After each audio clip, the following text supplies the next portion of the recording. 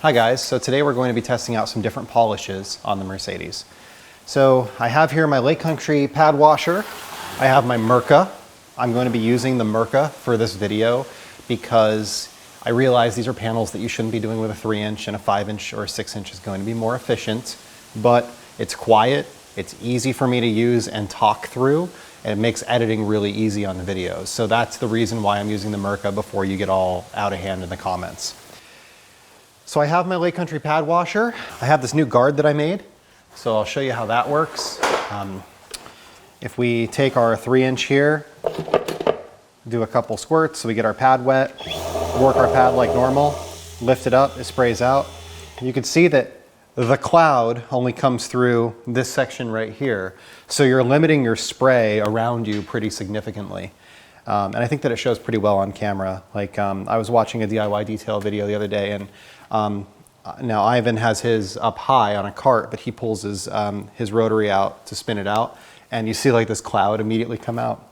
And you know, it's just normally something that you kind of get all over yourself. Well, in this case, you don't. So it is kind of nice. I actually really enjoy it. So we're going to be looking at the middle of the door here. I'm going to start off testing Nasiol Clearub. So I have 305 and 505. Those are two products that I have not used before. Clearub 305 is a medium cut compound. I've got a wet pad here. I'm going to put a couple of dots on this wet pad. Oops, well, that was quite a bit. So let me just spread this out. I know lots of times people put too much on the pad. Just do one of these. There you go. I don't know if you saw that on camera or not, but my lights just flickered real quick, came right back on. Our power just went out. But thanks to the solar and the Tesla Powerwall, all I have is this notification in the app. Grid outage, 7.4 backup hours remaining. So, because I have the sun out, I'm going to reduce my usage a little bit here.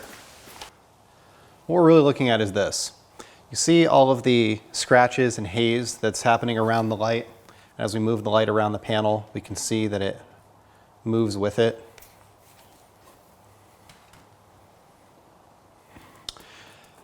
So here we've got Clearub 305. I've got a blue Rupes wool pad because this is a pad that I know, and I'm using the Mirka polisher because it is a polisher that is quiet. So I'm going to dab this out a little bit. I'm going to run the Mirka on the slowest speed. Now I already did this section of the panel just off camera to kind of get an idea for the paint and how it was going to react. So we're going to use the slowest speed. We're going to spread this out.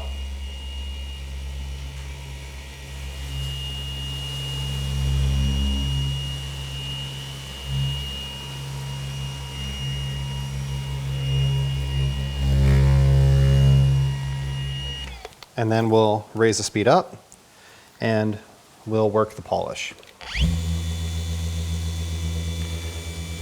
Now when I'm testing a polish, there are a couple different things that I'm looking for. 1, does it fling? 2, does it dust? How is the working time? What is the cut like? How does it finish? And those couple of things together determine, you know, how much I like using it. If a polish doesn't have a good working time and it dusts really quickly or dries out really quickly, then it's probably not one that I regularly want to use. But if a polish works for a long time and breaks down easily and leaves a fine finish, that's more ideal.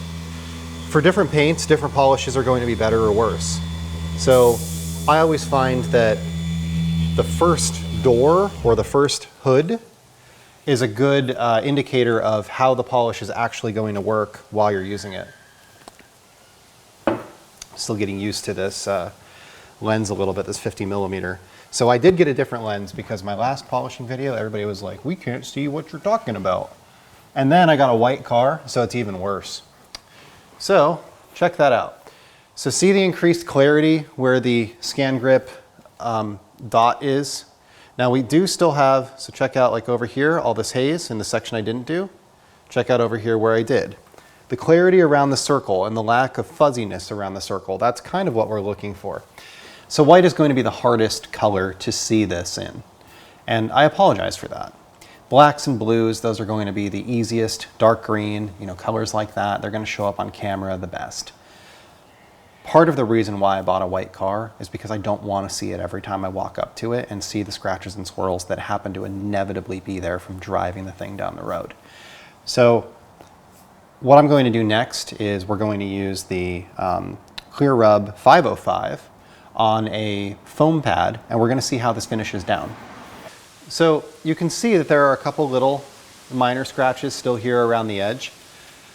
Now, I could work and try to get those out, but the reality is that the perfection and preservation end up being enemies here, right? So I don't want to perfect this paint. I just want to preserve the paint. I want to make it as good as I possibly can. The car has 80,000 miles on it. It's not a show car. I'm just trying to be reasonable here. So we're going to take our foam pad here. I'm going to clean this out in the pad washer again. Clean this out, spin it out. Nice and clean. So here we have 505, and we're going to do the same thing. So let's hit the same section. So I'm working this door as though it's sixths, which is a lot. You could probably do this door in quarters or maybe in 2 sections, just because it lets me try a couple different things on camera. My first one I went over to here, my second one I started here, and I have a little bit of overlap. We'll do the same thing with the door handle. I'm kind of going right up to the edge of the door handle. On the next pass, we'll overlap again. And then on the bottom section, I might just do that all at once.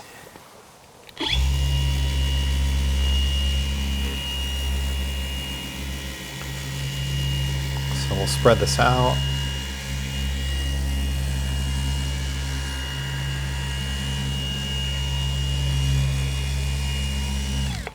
I did get a little bit of dust up in here from the 305, but really not bad.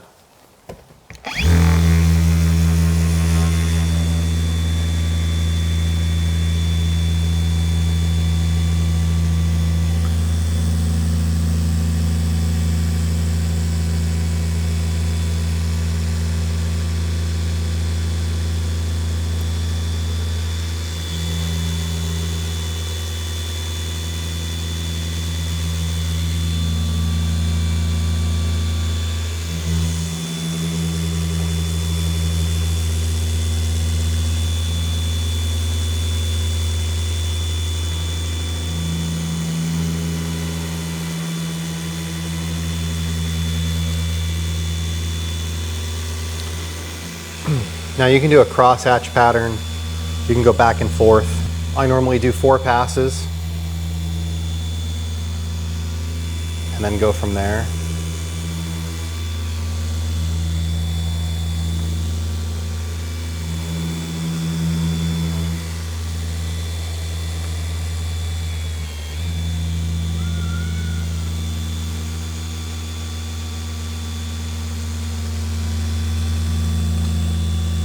One thing I do like about this polish is that you can see through it pretty well. So if you're chasing a scratch or looking at a scratch, like I can see that there's one right here, and I can look through the polish at it and see what my cleanup looks like kind of without wiping the polish off, which is nice.